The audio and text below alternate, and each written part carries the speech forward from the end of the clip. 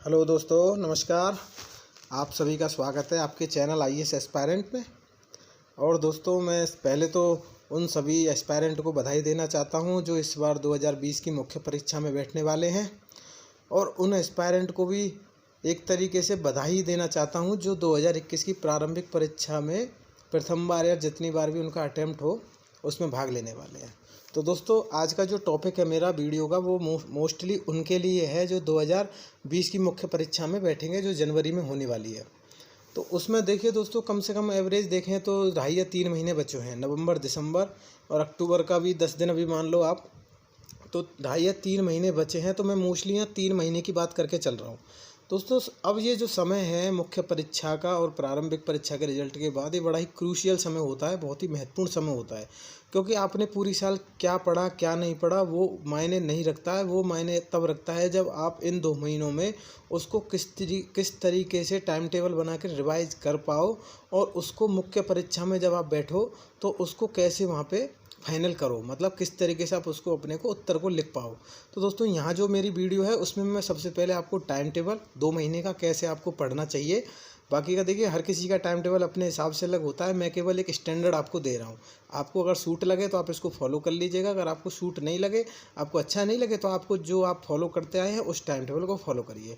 लेकिन दोस्तों, एक चीज़ मैं कहना चाहूँगा, अगर आप इस चीज़ को फॉलो करेंगे तो कहीं ना कहीं थोड़ा सा फ़ायदेमंद हो सकता है, अगर आप कन्फ्यूजन में हैं तो। अगर आप कन्फ्यूज नहीं हैं, आप बिल्कुल अगर तैयारी में एकदम लगे हुए हैं बिल्कुल ठीक ढंग से, तो आप उसको डिस्टर्ब मत करें। तो दोस्तों, सबसे पहले जो लोग चैनल पर नए हैं, चैनल को सब्सक्राइब कर लेना, और अगर आपको मेरी वीडियो अगर अच्छी लगे तो वीडियो को लास्ट में लाइक ज़रूर कर देना दोस्तों। तो चलिए स्टार्ट करते हैं। सबसे पहले मैं टाइम टेबल का डिस्कशन करता हूँ दोस्तों। जो टाइम टेबल है यूपीएससी का, वो जनवरी में मुख्य परीक्षा होने वाली है, उसके लिए मैंने 2 महीने का एक टाइम टेबल रखा है स्टैंडर्ड। नवंबर के लिए देखिए, मैंने पहले आपको बता दूं नवंबर में किस तरीके से आप प्लान कर सकते हो अपने तैयारी को। तो मैंने देखिए 8 बजे सुबह, 8 से सुबह के 10 बजे तक आपको एसए की प्रैक्टिस करनी है। और एसए की प्रैक्टिस के लिए डेली मैंने इसलिए बोला है क्योंकि एसए जो है 250 नंबर का होता है, और ये मार्क्स देने वाला सब्जेक्ट है। देखिए जीएस 1, 2, 3, 4 में सब लोगों को एक तरीके से एक स्टैंडर्ड फॉलो करना पड़ता है, पॉलिटी, हिस्ट्री, जो भी इसमें आता है। लेकिन एसए में क्या होता है, ये आपकी नॉलेज की परीक्षा होती है, आप अपने आप को कैसे वहाँ पे प्रेजेंट करते हो एसए में। और एसए कोई एक भाषा का एक कुछ पेपर होता है जिसमें आपको एसए लिखना पड़ता है, जिसमें अगर जितना भी आपने पढ़ा है उसको वहाँ पे पेपर में उत्तर कैसे लिख पाओ। एसए मोस्टली 250 नंबर का आप करेंगे, अगर प्रॉपर ढंग से इसकी तैयारी करेंगे तो आप कम से कम इसमें जो अभी तक एवरेज मार्क्स आए हैं 150 से 170 के बीच में आप ले आओगे दोस्तों। और 150 या 170 के बीच में लाना एसए में एक बहुत बड़ी बात है। ये आपकी जो मुख्य परीक्षा की कट ऑफ है उसमें बहुत ही क्रूशियल रोल निभाएगा। तो दोस्तों, सुबह 8 से 10 आपको एसए की प्रैक्टिस करिए। उसके बाद 10 बजे से 1 बजे तक आपको GS2, जो कि मैंने बताया है कि GS2 पॉलिटी का होता है, मोस्टली इंटरनेशनल रिलेशन और पॉलिटी का। तो 10 बजे से 1 बजे तक आप उसको दीजिए। उसके बाद 1-1:30 बजे से शाम के 3:30 बजे तक आप जो है मॉक टेस्ट दीजिए GS2 के। और GS2 के मॉक टेस्ट देखिए, मैं आपको एक सलाह देना चाह रहा हूँ, आप यूपीएससी के पिछले 2 या 3 साल के GS2 के पेपरों को सॉल्व करके देखिए, क्योंकि वो ही आपको एक तरीके से रास्ता दिखाएंगे। क्योंकि देखिए कोचिंग संस्थानों के जो मॉक टेस्ट होते हैं और यूपीएससी के जो होते हैं उनमें बहुत फ़र्क होता है। और ऐसा नहीं है कि हर कोई गलत होता है, लेकिन अगर आप यूपीएससी के मॉक टेस्ट देंगे तो हो सकता है वो आपकी तैयारी में बहुत ज़्यादा फ़ायदेमंद हो। और मॉक टेस्ट देने का दोस्तों तो इसलिए कह रहा हूँ कि रिविज़न करने के बाद उससे आपको पता चल जाता है कि आपने जो पढ़ा है उसको आप प्रेजेंट कैसे कर रहे हो। आपकी जो कमियाँ हैं वो आपको टाइम पर ही पता चल जाएंगे। मान लीजिए आप दिसंबर में देखोगे तो टाइम नहीं होगा, नवंबर में आप अगर इसको पता कर लोगे तो आप दिसंबर में जो है अपने तैयारी को उस तरीके से मॉडिफाई कर पाओगे। तो मॉक टेस्ट कंपलसरी है, और खासकर आप यूपीएससी के पिछले पेपरों को दे के देखिएगा। जब आप 2 घंटे का मॉक टेस्ट दे लो, उसके बाद जो 2 घंटे आपका 3:30 से 4 जो आपने मॉक दिया है उसका एनालाइज करो कि मॉक टेस्ट में आपने उत्तर कैसे लिखा, कहाँ कहाँ आप सुधार कर सकते थे, कैसे कैसे आप इनको उत्तर को अपने को बदल सकते थे। और एनालाइज ज़रूरी है यूपीएससी में। एनालाइज नहीं करोगे तो आपको आपकी गलतियां नहीं पता चल पाएंगी कि आपने जो उत्तर लिखा है वो सही लिखा है, गलत लिखा है, उसमें नंबर मिलेंगे कि नहीं मिलेंगे। देखिए अपने आप में हम लोग सभी जो हैं अपने आप को ठीक समझते हैं, ये एक मेंटली स्थिति है, मेंटली कंडीशन है कि हम लोग अपने आप को बिल्कुल सही समझते हैं और सामने वाले को गलत। तो हम जो उत्तर लिखते हैं, जो हम बात कहते हैं उसको हमेशा सही मान के चलते हैं। ये साइकोलॉजिकल बात कर रहा हूँ मैं अभी यहाँ पे। तो जब हम किसी दूसरे से उसको हम टेस्ट कराएंगे, उस टेस्ट को जो मॉक दिया है, तो उससे हमारी गलतियां ज़रूर पता चलती है। आप चाहो तो मुझे मॉक टेस्ट भेज सकते हो, मैं आपके चेक करके आपको थोड़ी बहुत हेल्प कर सकता हूँ कि किस तरीके से आपने पेपर दिया, किस तरीके से आपको सुधार करना चाहिए था। उसके बाद 4 बजे से 7 बजे तक आपको GS4 एथिक्स जो है बहुत ही क्रूशियल सब्जेक्ट है यूपीएससी में, और ये आपका स्कोरिंग सब्जेक्ट है। इसके लिए आप यूपीएससी की पिछले सालों के पेपरों को देखिए, और एक बेसिक बुक जो है आप ऑनलाइन ले सकते हैं, इसकी मिल जाएगी आपको अमेजोन वगैरह से। तो उसके बाद आपको क्या करना है, GS4 करने के बाद GS4 का ही 9 से 11 आपको मॉक टेस्ट देना है दोबारा से। समझ रहे हैं दोस्तों, मॉक टेस्ट की मैं बार बार इसलिए कर रहा हूँ क्योंकि रिवीजन के बाद अगर आप मॉक टेस्ट दोगे तो आपको तुरंत पता रहेगा कि आपको लर्न कितना हो रहा है, आप समझ कितना रहे हो चीज़ों को, और जो क्वेश्चन है वो आपसे क्या डिमांड कर रहा है। अगर आप पढ़ते ही जाओगे और केवल मॉक टेस्ट वगैरह या अपनी तैयारी को नहीं चेक करोगे, तो आप हो सकता है, देखिए मैं नहीं कह रहा हूँ कि नेगेटिव ही हो आप हमेशा, लेकिन कुछ ना कुछ आपकी गलतियाँ रह सकती हैं, और यूपीएससी में थोड़ी सी भी गलती आपको बहुत भारी पड़ सकती है। ठीक है दोस्तों, मैंने आपको बताया 9 से 11 आपको मॉक टेस्ट देना। उसके बाद आप पढ़ना चाहो 11:30 आपके ऊपर निर्भर है, लेकिन आप सो भी सकते हो।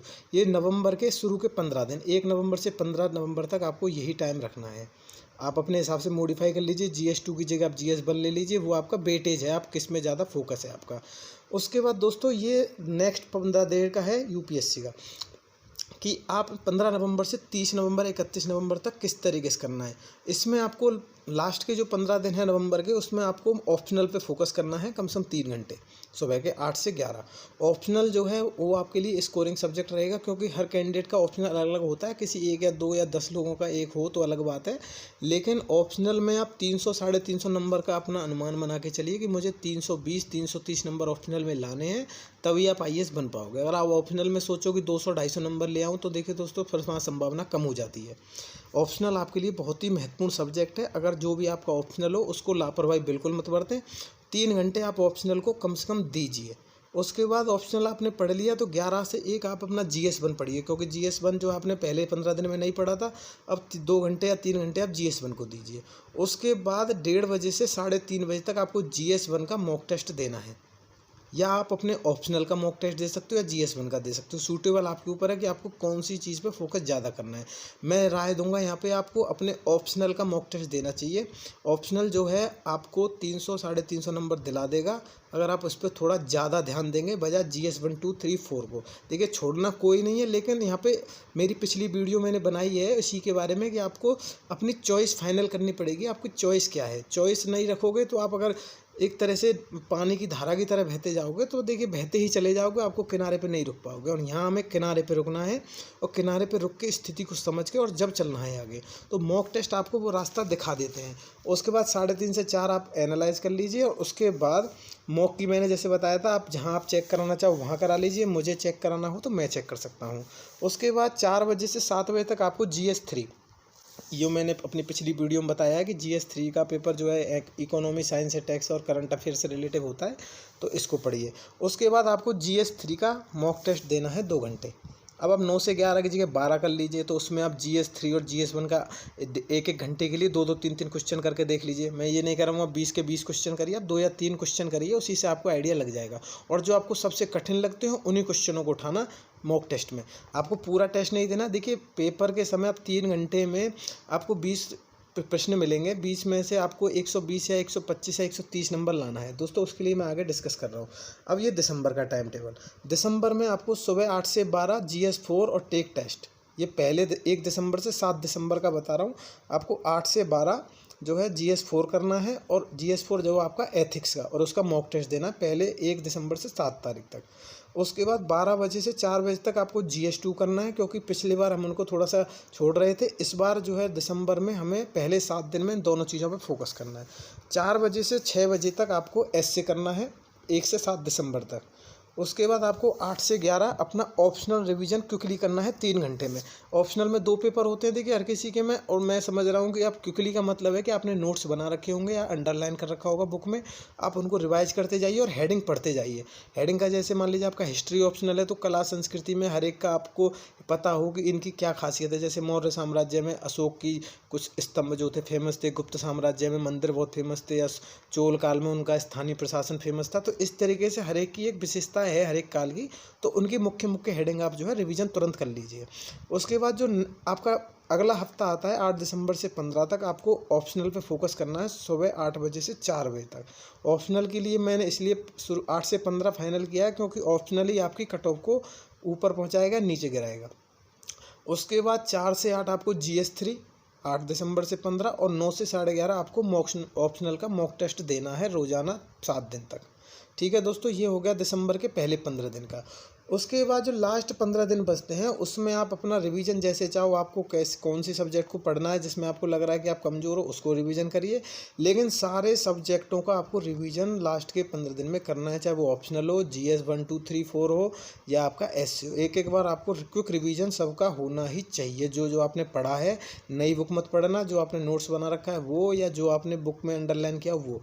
लेकिन जब आप 15 दिसंबर में स्टार्ट करो, लेकिन 15 और 16 दिसंबर आप 2 दिन मॉक टेस्ट के रख लिए, जिससे आपको आइडिया लग जाएगा कि मेरी कमियां कहाँ हैं। तो जब आपके जो 13 दिन बचेंगे या 14 दिन बचेंगे, तो उनमें आप उस कमियों को दूर करने की पूरी कोशिश कर लोगे। अब आप 15 दिन पढ़ के आप अगले दिन मॉक टेस्ट दोगे तो दोस्तों फिर वहाँ आपका कॉन्फिडेंस डाउन हो जाएगा। अब मेरी राय ये है कि जब आप लास्ट के 15वें दिन रिवीजन स्टार्ट करो, तो उससे पहले 2 दिन आप सब सब्जेक्टों के मॉक टेस्ट दे के देख लो, 2-2 घंटे के लिए दे के देख लो, उससे आपको सारी चीज़ें पता चल जाएंगी। इसके बाद दोस्तों मैं बात करता हूँ बस सब्जेक्ट वाइज देखिए, इसमें आप जो है विषय वाइज आपको GS 1 में चॉइस फाइनल करनी है। आपको हिस्ट्री पे फोकस ज़्यादा करना है, या ज्योग्राफी पे करना है, सोशल इश्यू पे, उसमें आपको चॉइस क्लियर करनी है। इसके लिए आप मेरी पिछली वीडियो देख सकते हो मुख्य परीक्षा की, उसमें मैंने क्लियर बताया है। दोस्तों चैनल सब्सक्राइब जरूर कर लीजिएगा, वीडियो को लाइक ज़रूर करना। उसके बाद यदि प्राचीन इतिहास को आपको ये है कि सर मैं तो नहीं पढ़ पाऊँगा इसको, तो मैं तो सोशल व्यवस्था या भूगोल पर फोकस कर सकता हूँ, तो आप ऐसा कर लीजिए। इसके अलावा आप सामाजिक मुद्दे आते हैं GS 1 में, तो उनके लिए कोई अलग से बुक तो देखो मार्केट में आती नहीं है। अब जो मार्केट में कोचिंगों की जो मैगजीन्स हैं उनको आप फोकस करके देख लो। पिछले 6 महीने के जो आर्टिकल हैं न्यूज़पेपरों के, वो जो कि ऑनलाइन मिल जाएंगे, आप उनका रिवीजन स्टार्ट करिए। इसके अलावा एक कोचिंग इंस्टीट्यूट है जिसकी सिनॉप्सिस आती है GS 1 की, आप इंग्लिश में हो तो इंग्लिश में मिल जाती है, हिंदी में है तो हिंदी में मिल जाती है, वो आप कर सकते हो। सब्जेक्ट वाइज के लिए आपको, जैसे मैं आपको बता दूँ थोड़ा सा एंशिएंट हिस्ट्री के लिए आप केवल आर्ट और कल्चर जो है उन पर फोकस रखिए प्राचीन भारत में। मॉडर्न हिस्ट्री में आप मोस्टली 1857 के जो स्वतंत्रता संघर्ष है उससे लेकर 1947 तक पे उस पर ध्यान दीजिए ज़्यादातर। ये मैं आपको क्विक रिवीजन की बात कर रहा हूँ। देखिए आपने ब्रॉड स्तर पे तो पढ़ा है, मैं तो केवल क्विक स्तर की बात कर रहा हूँ। तीसरा पॉइंट है सोशल इश्यू या वुमेन के इश्यू के लिए आप विजन की मंथली मैगजीन या इनसाइट की सिनॉप्सिस को फॉलो कर लो। इससे क्या होगा, आपके अंदर कॉन्फिडेंस आ जाएगा कि हाँ ये क्वेश्चन मैं कर सकता हूँ। एनवायरनमेंट जो आता है या ज्योग्राफी के जो क्वेश्चन आते हैं वो आप टॉपिक देख लो, करंट अफेयर से मिल जाएंगे, न्यूज़पेपर आप फॉलो करते हो वहाँ से मिल जाएंगे। इसके अलावा इकोनॉमिक सर्वे में कृषि, सोशल इश्यू, एनवायरनमेंट के कुछ पॉइंट होते हैं जहाँ से UPSC के क्वेश्चन आ जाते हैं, उनको आप रिवीजन करना। और इकोनॉमिक सर्वे को बुक की तरह मत पढ़ना, केवल chapter by chapter, point by point पढ़ना है। योजना मैगजीन अगर आप पढ़ रहे हो तो मार्च से लेकर दिसंबर 20 तक उसके मुख्य आर्टिकलों को एक बार क्विक रिवीजन आपको करके ही जाना है। उसके बाद मॉक टेस्ट का देखो मैंने आपको पीछे बता ही दिया। GS 2 में आपको लक्ष्मीकांत का 2 बार रिवीजन करना है। पहला आपका नवंबर में हो जाना चाहिए और दूसरा दिसंबर में हो जाना चाहिए। उसके बाद बिपिन चंद्रा की जो बुक आती है आज़ादी के बाद भारत, उसके कुछ चैप्टर हैं, क्षेत्रवाद हो गया, जैसे रीजनलिज्म हो गया, कम्युनलिज्म हो गया, या आज स्वतंत्रता के समय भारत की आर्थिक स्थिति या योजना, जो भी उसमें पॉइंट आ रहे हैं, कुछ खास चैप्टर आप सिलेबस के अकॉर्डिंग उसमें से पढ़ लीजिए। अगर आपको इसमें कुछ दिक्कत आए तो मेरी पिछली वीडियो है मुख्य परीक्षा की, उसको देखिए, वो आप चैनल सब्सक्राइब करेंगे तो आपको मिल जाएगी। उसके बाद GS 2 के लिए आप मोस्टली करंट अफेयर्स पे जो इंटरनेशनल टॉपिक आते हैं, पॉलिटी के या भारत के या विदेश के, उन पर फोकस करिए। विजन या इनसाइट के बहुत अच्छी चीज़ें हैं, ये इनमें आपको मिल जाएगा। इसके बाद जैसे मैंने आपको बताया था GS 2 के लिए भी आपको पिछले 6 महीने का एडिटोरियल देखना है, केवल हेडिंग देखनी है और उसके मुख्य पॉइंट देखने हैं। इसके अलावा GS 2 की जब आप तैयारी कर रहे हो तो पिछले सालों के कुछ पेपरों को, जैसे मैं आपको पहले बताता आ रहा हूँ कि इनका एनालाइज बहुत ज़रूरी है, जब भी आप जो है तैयारी को अपनी को धार दे पाओगे। और उसके बाद हो गया मॉक टेस्ट आपको देना ही कंपलसरी है, और खासकर आप UPSC के पेपरों को दीजिए, उससे आपको बहुत कॉन्फिडेंस मिल जाएगा। अब बात करता हूँ दोस्तों GS 3 में आपको इकोनॉमिक सर्वे बुक की तरह नहीं पढ़ना है, मैं बार बार बोल रहा हूँ, इसमें आपको सेलेक्टिव चैप्टर पढ़ने हैं। करंट अफेयर्स में आपको इकोनॉमिक टॉपिक मिल जाएंगे और साइंस के कुछ टॉपिक मिल जाएंगे जिनमें आपकी बेसिक मजबूत हो जाएगी। अगर आपको और बेसिक जानना है तो रवि प्रिय अग्रहरी की एक बुक आती है इंग्लिश हिंदी में, आप उसको फोकस कर लीजिए, TMS पब्लिकेशन की है। इसके अलावा पेपरों का एनालाइज, क्योंकि इससे पता होना चाहिए कि इकोनॉमी, साइंस और टेक में कहाँ से यूपीएससी क्वेश्चन पूछ रहा है। जब आपको ये पता चल जाएगा तो आप जब भी कोई बुक पढ़ोगे तो आपको पता रहेगा कौन सा चैप्टर महत्वपूर्ण है, कौन सा चैप्टर महत्वपूर्ण नहीं है। उसके बाद जैसे कि इकोनॉमी की बात करूँ तो देखिए अपने अपनी सब्जेक्ट अपनी अपनी चॉइस होती है, आप जो आपको पसंद हो इकोनॉमी में वो आप पढ़ सकते हो। और इसके अलावा मॉक टेस्ट हो गया दोस्तों।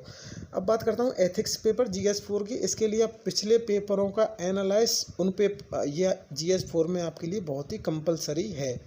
आप GS 1 2 3 में करो या मत करो, लेकिन इसमें अगर आप नहीं करोगे तो इसमें आपके नंबर नहीं आएंगे और आपकी IAS की सपना जो है रखा रह जाएगा, क्योंकि इसका टारगेट आपको 160 लेके चलना है। टारगेट 160 अगर आप स्कोर रखोगे तब आपके 150 आएंगे, 140 आएंगे, हो सकता है आपके 170 भी आ जाए अगर आप अच्छी परफॉर्मेंस करोगे तो। इसके लिए बहुत बेसिक बुक हैं, आप अमेजोन पे मिल जाएंगी आपकी। आप अगर आपके पास समय हो तो ARC रिपोर्ट के कुछ खास पॉइंट देख लीजिए, और इसके अलावा यूपीएससी के पिछले साल के 2-3 सालों के GS4 के आपको मॉक टेस्ट देने ही देने हैं। तो दोस्तों मैंने यहाँ शॉर्ट में आपको ये सारी चीज़ें बताई। इसके अलावा आपको इसकी PDF चाहिए तो अगर आप मेरी वीडियो को लाइक करेंगे तो डिस्क्रिप्शन में इसका मैं आपको पूरा एक PDF जो है शेयर कर दूँगा। दोस्तों अगर जानकारी अच्छी लग रही हो तो चैनल को सब्सक्राइब जरूर कर लेना, वीडियो को लाइक जरूर कर देना। ये जानकारी दोस्तों आपके लिए बहुत ही फ़ायदेमंद रहेगी, ऐसा मेरा पूर्ण विश्वास है। तो आपके लिए बहुत बहुत शुभकामनाएं। धन्यवाद दोस्तों।